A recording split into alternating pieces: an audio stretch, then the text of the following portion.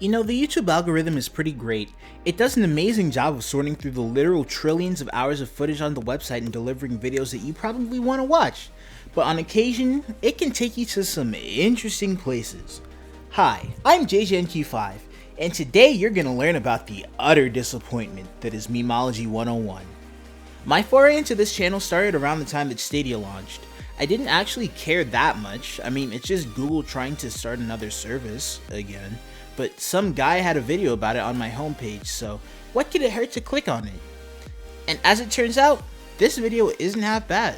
It's boring and it's poorly made, but at least it's informative, right? And that's where the trouble started. Thanks to the illustrious YouTube sidebar, I decided to see what else he had. And as it turns out, in meme science land, everyone is a target for big beef.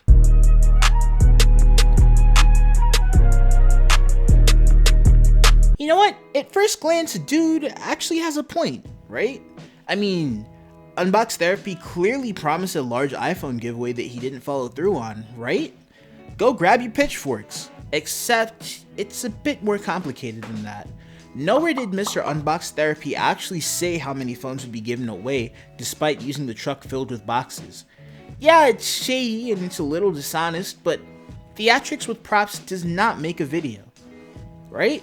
Besides, we're only 2 minutes of a video repost into a 15-minute video about plagiarism. All I want is for Memology to stay on topic, but we just can't have that, can we?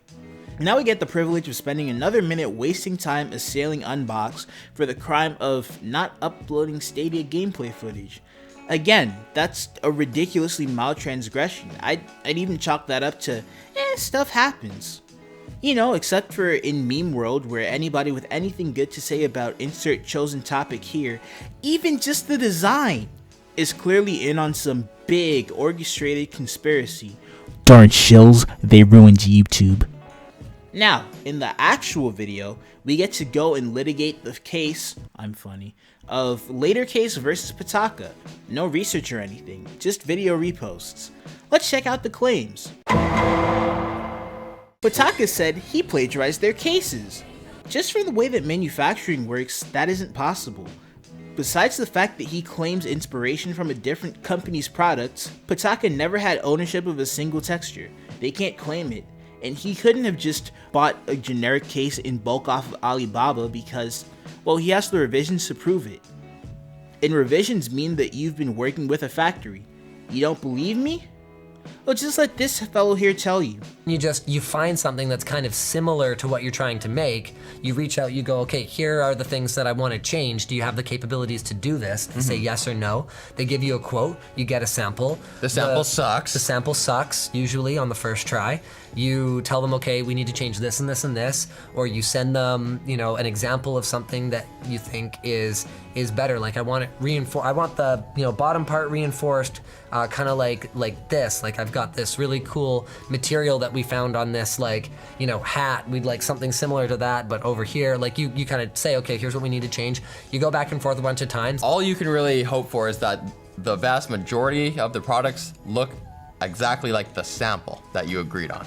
But so he did all that. He has all these samples there. Yeah.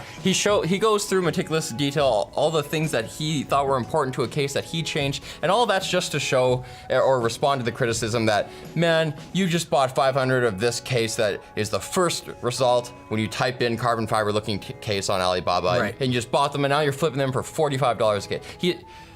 He did some work. He went through all that, and that's what he's showing in that response video. Yeah. So he customized a design that Pitaka has absolutely no patent or legal claim to. And on top of that, he released versions that Pitaka didn't have. You know where else you see that kind of behavior? Cereal. Your big shot companies will make, say, Honey Nut Cheerios, right? So your Walmarts and your Trader Joe's will hit up the same factory and say, alright bro, look, I'm gonna need you to reserve your leftover production time and make some of this for me real quick, alright? Thank you. And the factory says, sure, why not? So you know what that means? Apparently we're clowning Unbox Therapy for the sin of making great value Honey Nuttos while Pitaka makes Trader Joe's Honey Nuttos. Yeah, I'm gonna be honest, in retrospect, this attempt at a joke would have worked better if they had different off-brand names. Ah well, it's less than a non-issue. Just don't ask Disney for their thoughts on the matter. He deleted Pataka videos and DMCA'd their re-upload. The monster! Alright, whoa there. Slow your roll, Chief. Now, granted, the timing of the YouTube channel videos removal is poor to say the least, but his explanation of them not pulling views is acceptable, if I'm gonna be honest, so let's give him the benefit of the doubt here. But the DMCA takedown, that's more fun than the deletions. Testing samples that a company sent for you to check out doesn't implicitly mean, oh yes, you can use my likeness to promote your product. That's like the law 101. And besides, meme is assailing someone's credibility over deleting videos? Look, man, that's kind of odd, because how do I put this? So, to recap the claims, A. Unbox Therapy stole a Pataka design. This is not true because he has revisions to prove that he worked with the factory. B. Taking down videos is bad. Pataka was clearly using his content as an ad, and, well, apparently deleting videos is somehow bad now.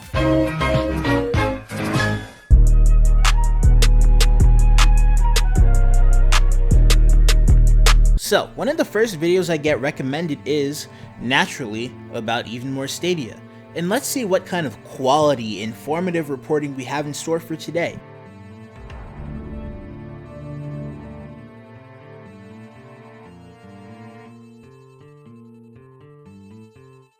And the game is being streamed somewhere else, out there, in the gamer cosmos. There's servers all over the place, streaming the games for you, and then all you do is boot it up and it streams it to your device, which is awesome.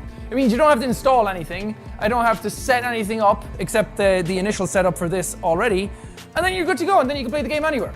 But as soon as I link the controller, everything gets screwed up. The second I tap the controller button on the app, it won't even launch the game now. Stadia app to set up your controller. Okay. Yeah!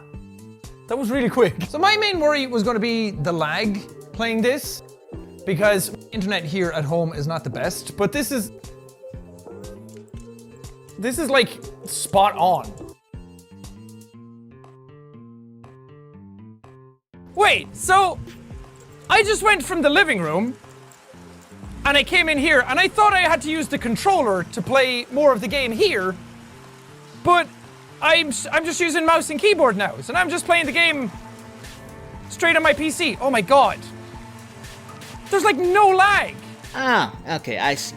According to Professor Text, the problem is that Jack had a good experience with Stadia on camera? That's literally all there is to this video. Jacksepticeye bad because he had a good experience in a sponsored video. Honestly, I'm not sure what... I don't know. Hang on. Let me check what the issue was again. Ah, okay. Here we go.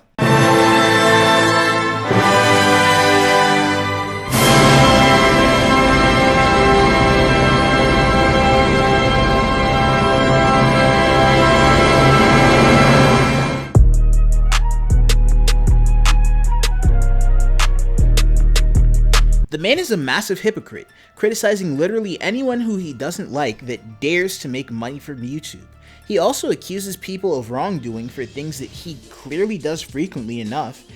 Training out literal garbage should never have gotten this far. Let me explain. His channel is built on standard old commentary tropes, such as making as many mountains as possible out of molehills, and using a heaping helping of innuendo so that he doesn't have to actually stand behind any of his statements. That's an absolute classic technique. But don't worry, his channel isn't completely derivative. He's also come up with this revolutionary tactic of attacking people for daring to earn money for the content that they spend time on. I'll come back to this one in a bit. On top of all this, the videos that he makes are straight up not good. They're text slideshows with a mysteriously sourced animated background. And the majority of the visuals are literally just other people's videos ripped wholesale, and he churns them out. He uploads multiple times a day. His videos are short, quick, zero effort, always have ads on them, and sometimes they're even sponsored. It's almost like somebody's trying to make as much money as possible.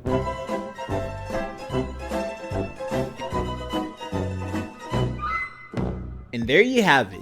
Bad content, imagined slights, a splash of legitimately dangerous conspiracy and fear-mongering, and hypocrisy. Pretty standard stuff, and nobody with a brain should be seeking out his content, but that's about it.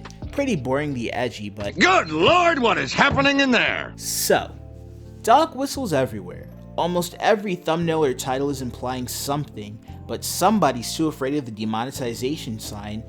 I'm sorry, too cowardly to step out and say what he really thinks, because then, oh no, someone might call him anti-Semitic or stop the presses, the big R word. I would almost respect it if he came right out. And said what he's thinking with his chest. Almost.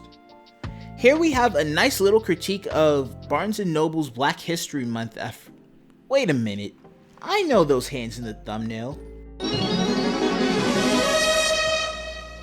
Can't get those clickies without explaining that Jill's bad.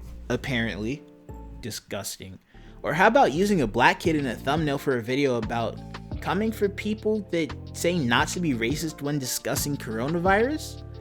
Honestly, that's a rat's nest of garbage on all levels, including a complicated and nonsensical coronavirus conspiracy theory that, you know, I don't even know where to start with that one, so I'm just not gonna. So this brings me to the comments section. On the rare occasion that you run into a Memology video on your front page without realizing it, don't scroll down, please, for your sake.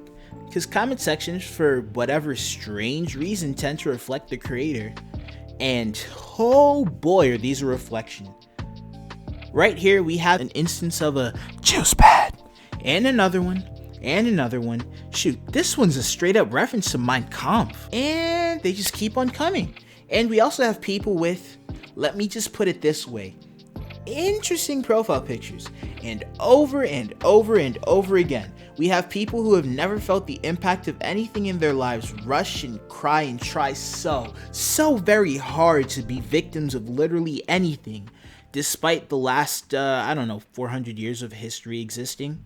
It's almost like there's something about his channel that just attracts these kinds of people.